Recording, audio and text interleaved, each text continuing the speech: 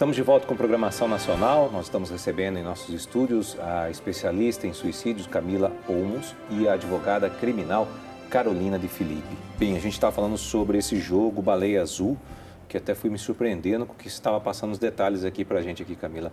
A Carol falou uma coisa fora no intervalo, nesse momento, que me chamou a atenção.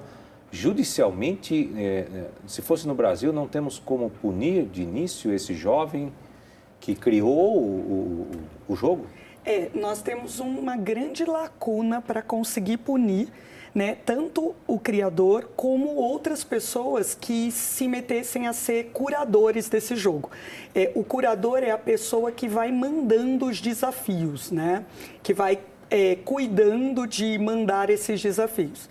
Isso porque a gente tem um crime que está no artigo 122 do Código Penal, que ele tem 3 verbos, né? Que é instigar, induzir ou auxiliar ao suicídio. Então, num primeiro momento, pode parecer que, como o último desafio do jogo é o suicídio, que ao mandar esses desafios e acompanhar esses desafios para o adolescente, esse curador estaria, claro, instigando, induzindo ao suicídio.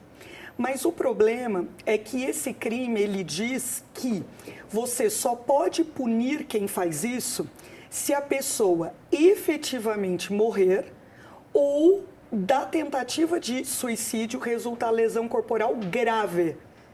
Então, se a pessoa fizer todos os desafios e depois não tentar se matar, ou tentar se matar e não acontecer nada, ou tentar se matar e acontecer uma lesão corporal leve, a gente não consegue punir esse curador por esse crime.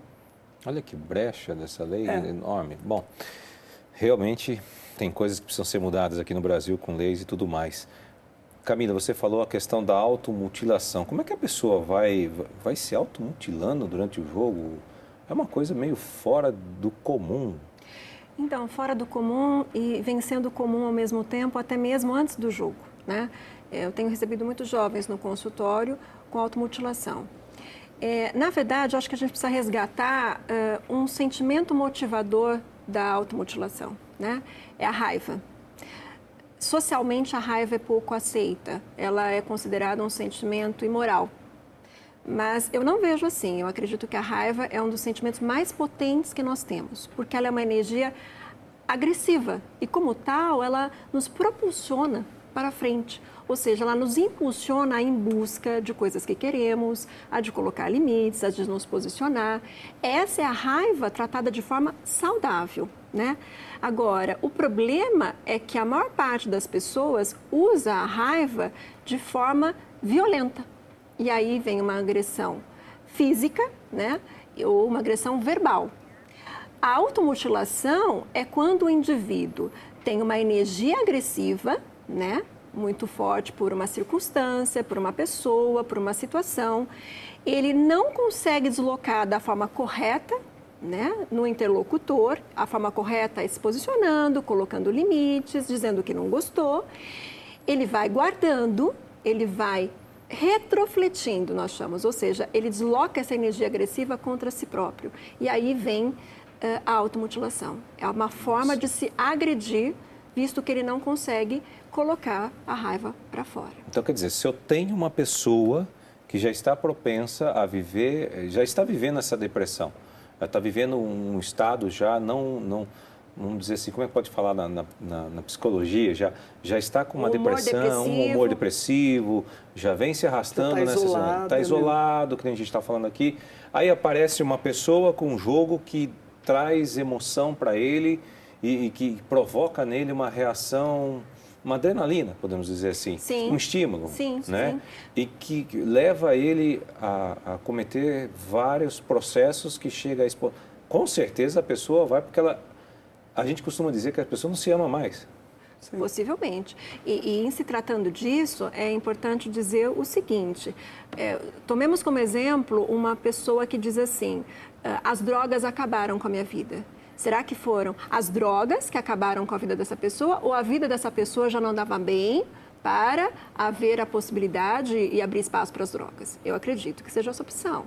A mesma questão acontece com aquele jovem que busca um jogo autoagressivo como esse. Nós estamos falando que existe a impulsividade, que existe o desafio, mas não podemos desconsiderar um pano de fundo, né, de quais são outros motivadores subjetivos que vêm acontecendo na vida desse jovem e que estão levando a ele se sentir tão de menos-valia, tão pouco importante. Não se valorizar. Não se valorizar, de baixa autoestima, para fazer isso.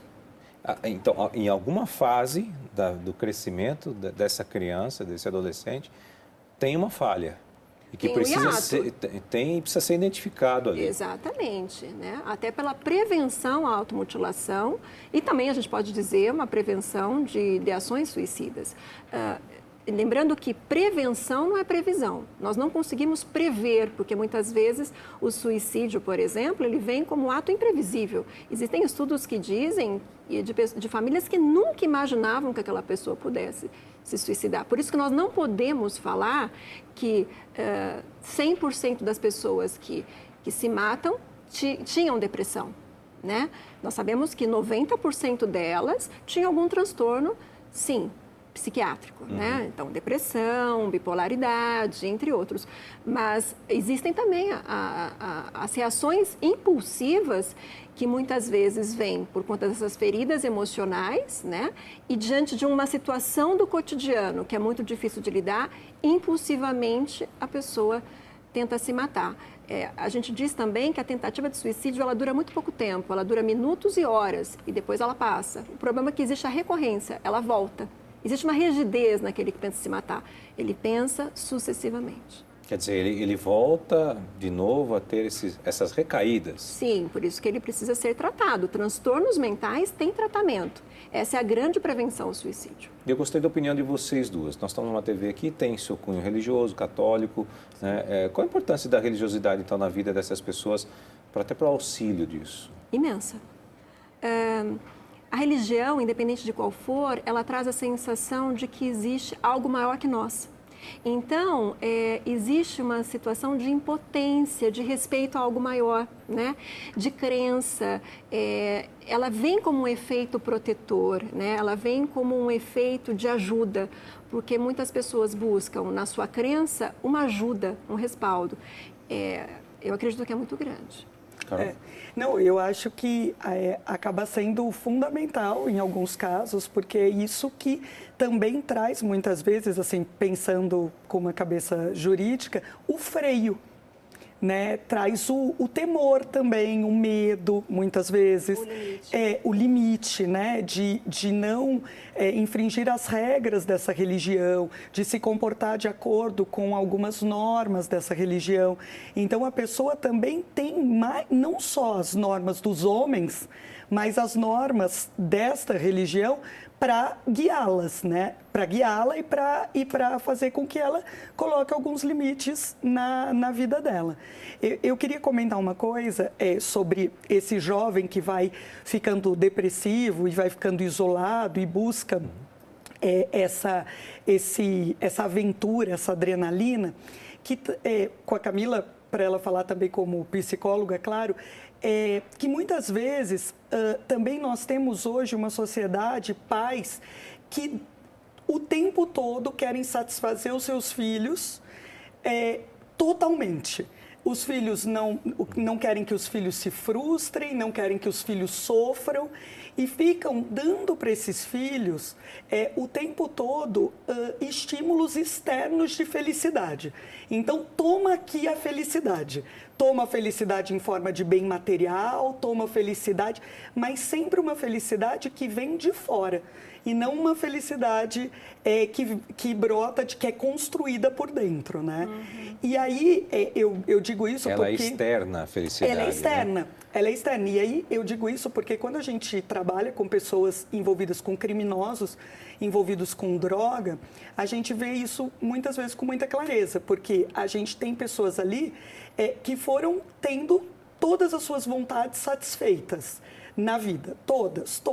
Chega um momento que não tem nada mais que faça com que essa pessoa brilhe os olhos, que traga estímulo, que traga felicidade, porque ela já foi tendo tudo. E aí, ela vai buscar. Quem dá prazer de graça no mundo são as drogas. Sim. E aí, ela vai buscar esse estímulo externo e acaba entrando por esse mundo.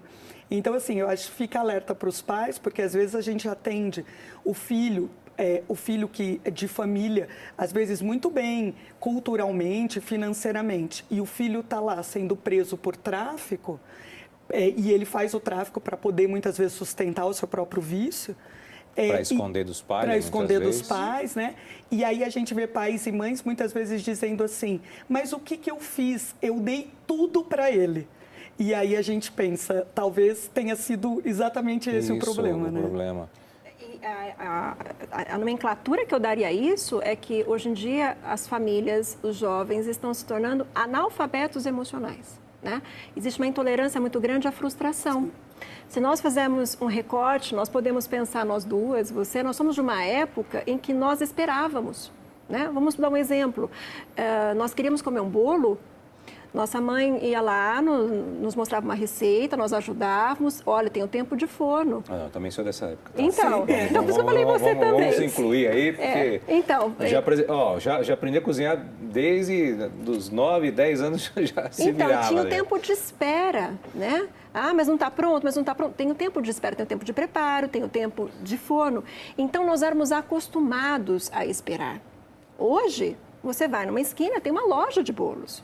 Eu estou com fome, eu vou diante de lojas de fast food, que você já passa com o carro, nem desce do carro. Isso, você precisava acessar uma informação para uma pesquisa escolar, você pegava lá na biblioteca a Barça, né? Você trazia a Barça pesada, né, para casa e procurava e levava de volta, então tinha toda uma espera. Hoje você tem a responsabilidade de devolver aquele livro, porque senão você teria punições, então, tem que pagar multa. A questão é histórica, né? E hoje você quer uma informação, a um clique você tem, né? O santo Google resolve tudo. Tudo. Isso. E com isso nós estamos diante de uma queda, de uma falta de frustração, né? E as famílias, justamente também por terem falta de tempo, estão tentando compensar essa falta de tempo, né, com essa doação de bens materiais. O problema é que o jovem vai querer sempre mais e mais. E a sociedade vai frustrá-lo. E não tendo repertório para lidar com as frustrações, né, ele vai começar a ter atitudes agressivas externamente ou autoagressivas. Bom, esse é a Programação Nacional. Nós vamos para um rápido intervalo e voltamos já.